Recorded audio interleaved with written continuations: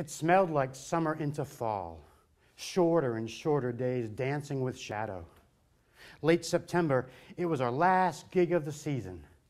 We'd been off building huge rock and roll stages, and were returning to take the tent down after putting it up back in May.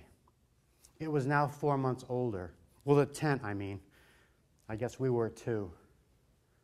We were going to have lobster on the beach tomorrow. I guess somebody got my lobster, or perhaps it went on living. I'm now a vegetarian. Audience departs. Just after a concert by that guy who knows when to fold 'em. I got to work late. Show was ending, audience echoing off into darkness. We got ready to start gearing up in the tech office, Craig, Fred, and I. It was the first expectant cold of the season. It seemed colder in black at the edge of light. We climbed the tent. An image, a photo of tent from newspaper clippings. We took the rain caps off, these huge hula hoops with fabric, a canvas condom to keep the faces dry of audience far below. I took mine off and turned, and that's where my cognitive memory ceases for a little while. They tell me we laughed and talked the 40 feet back to the other main pole, taking a right to head back down. I was on point. 13 feet from the top, Craig had his head turned and saw something flash peripherally, and it was me. Having ripped through the tent vertically, in a second I'd be gone. He grabbed, catching me by the throat, pulling me out. I got away from him, rolling to the other side of the tent seam, spread-eagled my body, and ripped through again. For a moment, I was sailing, my PTSD now tells me. I fell 30 feet, slamming into the grid, that metal thing above your head that holds the lights, and landed on my heels, my left leg exploding. They say everyone in the room got blood on them. I imagine that week's laundry.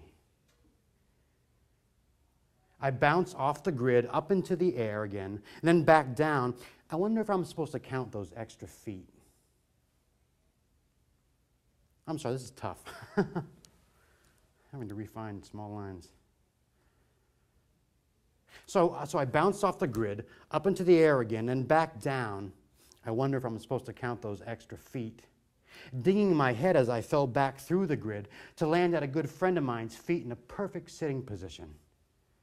Bouncing with a bash thud to land on this wooden ramp 3x6 leading up the aisle. It had once been a taller ramp with nuts and bolts present to support more weight. In a millisecond, it received quite a bit of weight.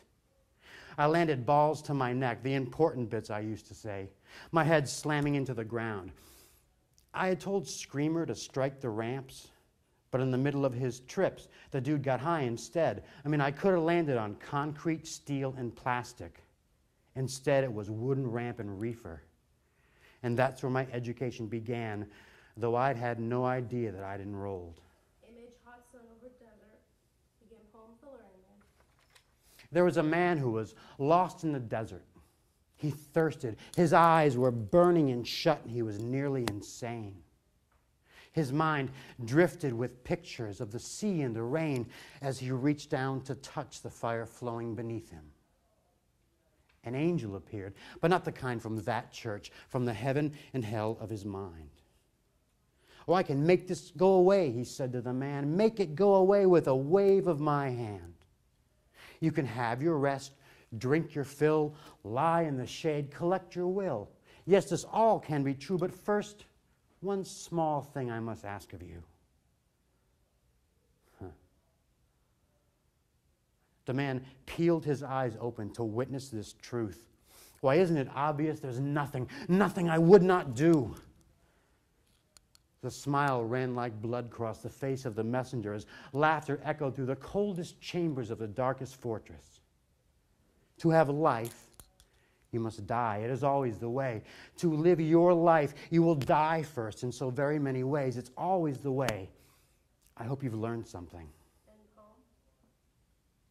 So I lay on the ground, one lung collapsed. Craig did a hand over hand down the guy wires to grab my hands and yell at me to breathe. I didn't hear him, but somehow it got through.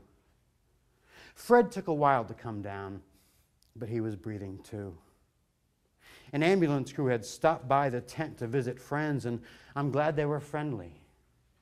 I lay bleeding on the ground while my boss, Michael, was already calling people with the news. So I'm off to the hospital where they give me a C-section. Finding no damage or babies, they choppered me off to Mass General.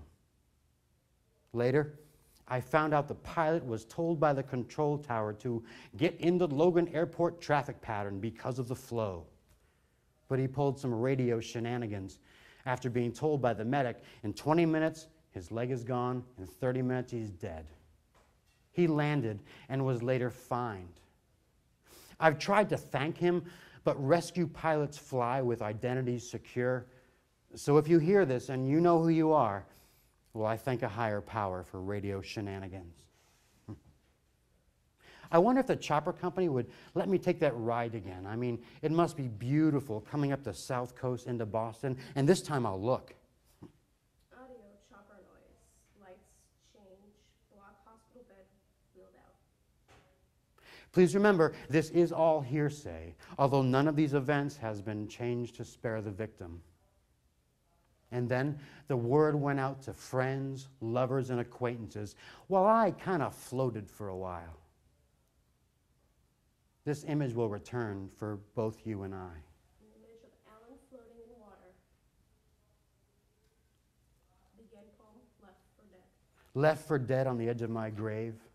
Choosing rewind, no longer an option. I found out some friends had planned the final trip to give their respects or final shit. Brain cells donated because I fell on my head in the parking lot after, passing bottles or ganja breath.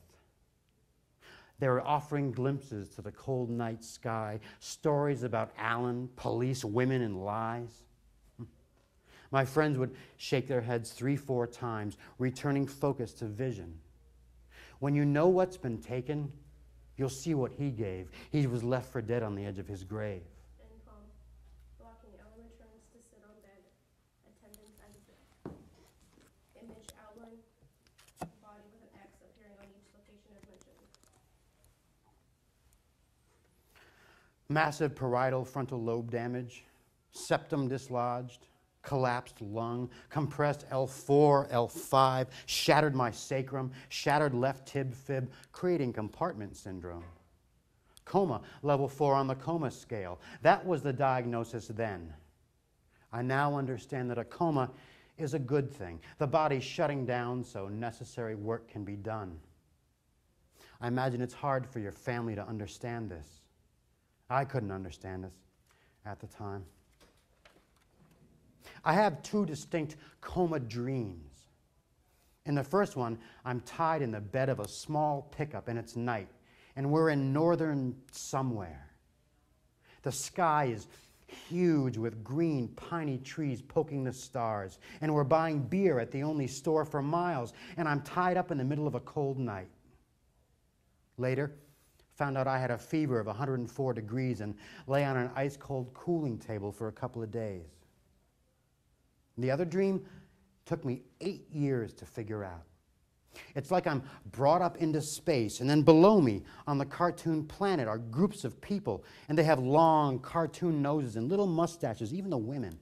And some are fighting, some are fucking, some are feeding, and some are fleeing. The 4 Fs. Probably my hypothalamus restating its intention. For years, I knew I'd had some sort of dream, but I couldn't understand the complexity or simplicity of this message. And then one day, a pathway was formed, and I just said, oh, and it was instantly always known. Begin poem 13/4/47 forever and a day. Do you know I was in a coma for 13 days? I found out you can't choose lucky numbers. They just give them away.